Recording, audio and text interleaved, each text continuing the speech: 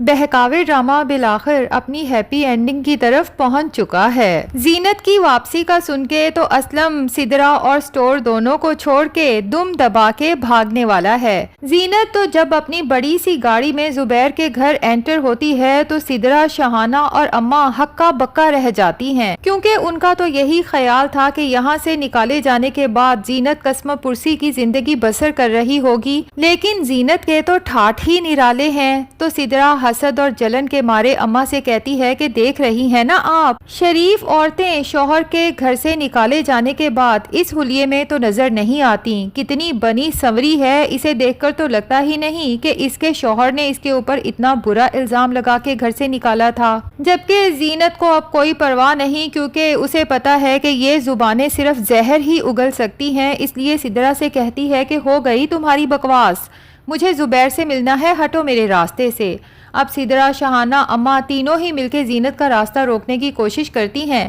لیکن بھول گئی ہیں کہ یہ زینت وہ زینت نہیں ہے جو سارا دن ان کے گھر میں ملازموں کی طرح کام کرتی تھی۔ بہرحال زینت ان سب کو ایک طرف دھکیل کے زبردستی زبیر کے کمرے میں داخل ہوتی ہے، جبکہ زبیر جو باہر کے شور سے آوازار ہوتا ہے کیونکہ اس کا سر پہلے ہی شدت درد سے پھٹ رہا ہے، جبکہ زینت بیڈ پہ بیمار حالت میں پڑے زبیر اور پھر زبیر کے کمرے کی حالت کو دیکھ کے گم سم کھڑی بس دیکھتی کی دیکھتی رہ جاتی ہے کہ یہ وہی زبیر ہے جو بہت صفائی پسند تھا، ایک بھی چیز ادھر سے ادھر ہوتی تھی تو میری اچھی خاصی بے عزتی کر دیتا تھا۔ زینت سے تو یہ سب دیکھنے کے بعد کچھ بولا ہی نہیں جاتا، الفاظ ہی تلاش کرتی رہ جاتی ہے کہ کس طرح سے زبیر کو مخاطب کرے، لیکن زبیر ہے کہ زینت کی موجودگی سے ہی اسے ایک عجیب سا احساس ہوتا ہے۔ تبھی بیمار حالت میں بڑی مشکل سے اپنے بیڈ سے نیچے اترتا ہے اور آگے کو بڑھتا ہے اور پھر خود ہی بول پڑتا ہے کہ زینت تم ہو۔ زینت حیران رہ جاتی ہے کہ زبیر کو تو نظر بھی نہیں آ رہا، اس کے باوجود بھی اسے کیسے پتا چل گیا کہ میں یہاں کھڑی ہوں۔ بہرحال زینت آگے بڑھتی ہے تو اسی دوران میں سدرا، شہانہ، اماں بھی شور مچاتے ہوئے زبیر کے کمرے میں داخل ہو جاتی ہیں، اور سدرا تو زینت سے کہتی ہے کہ کس قدر بے شرم عورت ہو تم، کیا بھول گئی کہ بھائی نے تمہارے اوپر کیا الزام لگا کے کس طرح دھکے مار کے یہاں سے نکالا تھا،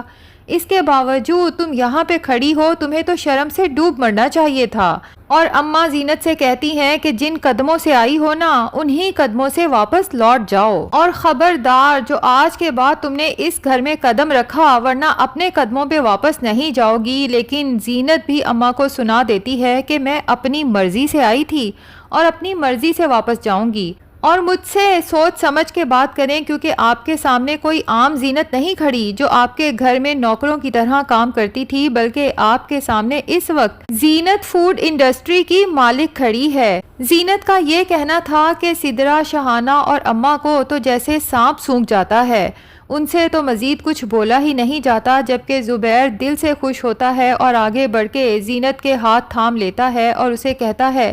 کہ شکر ہے زینت تم واپس آ گئی، مجھے تمہارا بہت انتظار تھا، مجھے معاف کر دو زینت۔ زینت کے ہاتھوں پر اپنا ماتھا رکھنے کی کوشش کرتا ہے، جبکہ زینت زبیر کے ہاتھوں سے اپنے ہاتھ چھڑوا لیتی ہے اور زبیر سے کہتی ہے کہ میں یہاں واپس اپنے کسی پرانے رشتے کی وجہ سے نہیں، بلکہ صرف اور صرف انسانیت اور ہمدردی کے رشتے کی وجہ سے آئی ہوں۔ اور پھر سدرا، شہانہ اور اماں کی طرف دیکھ کے کہتی ہے کہ بے فکر ہو جائیں، مجھے پتا ہے کہ یہ آپ لوگوں کا گھر ہے، میں یہاں صرف زبیر کی خیریت معلوم کرنے آئی تھی، کیونکہ جب سے وزیر نے مجھے بتایا کہ زبیر کی یہ حالت ہو چکی ہے تو میں اپنے دل کے ہاتھوں مجبور ہو کے یہاں آ گئی، کیونکہ بھلے ہی زبیر نے مجھ سے کبھی محبت نہ کی ہو، لیکن میں نے زندگی میں زبیر کے سوا کبھی کسی سے محبت نہیں کی۔ زبیر زینت سے کہتا ہے کہ زینت تمہیں کس نے کہہ دیا کہ یہ گھر ان لوگوں کا ہے؟ یہ گھر، سٹور اور میرا جو کچھ ہے وہ سب میں تمہارے نام کر چکا ہوں۔ زینت کو تو حیرت کا جھٹکا لگتا ہی ہے، لیکن دوسری طرف سدرا، شہانہ اور اماں کے تو جیسے کسی نے پاؤں تلے سے زمین ہی کھینچ دی ہو، انہیں تو اپنے کانوں پر یقین ہی نہیں آتا، جبکہ سدرا زبیر سے چلاتے ہوئے کہتی ہے کہ آپ میرے ساتھ اتنی بڑی ناانصافی کیسے کر سکتے ہیں؟ تو زبیر غصے سے چیختے ہوئے کہتا ہے کہ دفع ہو جاؤ تم تینوں یہاں سے، کیونکہ میں تم تینوں کے اصل چہرے پہچان چکا ہوں، اور تم تینوں کی وجہ سے میں نے زینت اور اپنی بچیوں کے ساتھ جو ناانصافی ناانصافی کی ہے اس پہ دل سے شرمندہ ہوں۔ زینت سے بھی ہاتھ جوڑ کے معافی مانگتا ہے، جبکہ وہ تینوں تو غصے سے کمرے سے نکل جاتی ہیں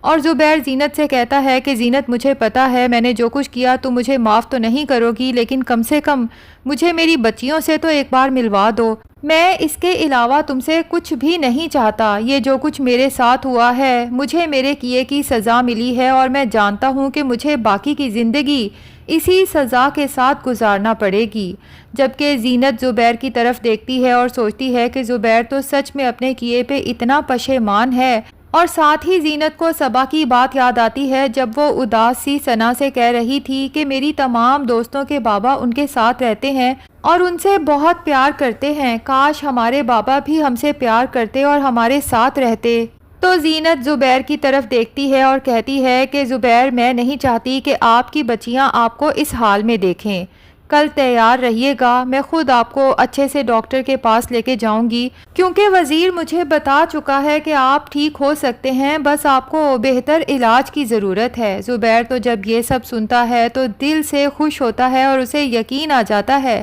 کہ زینت مجھے دل سے معاف کر چکی ہے، اور وہ فیصلہ کر لیتا ہے کہ ایک بار میں ٹھیک ہو جاؤں پھر کبھی زینت اور بچیوں کا ساتھ نہیں چھوڑوں گا۔ خوشی کے آنسو زبیر کی آنکھوں سے بہنے لگتے ہیں، جبکہ دوسری طرف اسلم گھر آتا ہے اور سدرا سے کہتا ہے کہ کیا بنا میرے کام کا، میں نے تمہیں کہا بھی تھا کہ اگر زبیر سٹور تمہارے نام نہیں کرتا تو بس تم کسی طرح سے زبیر کے کمرے سے سٹور کی رجسٹری اٹھا کے میرے حوالے کرو، اس کے بعد یہ مجھ پہ چھوڑ دو کہ سٹور کس طرح تمہارے نام کرتا ہوں۔ تو سدرا اسلم سے کہتی ہے کہ میرے پاس تو تمہیں بتانے کے لیے بہت ہی بری خبر ہے،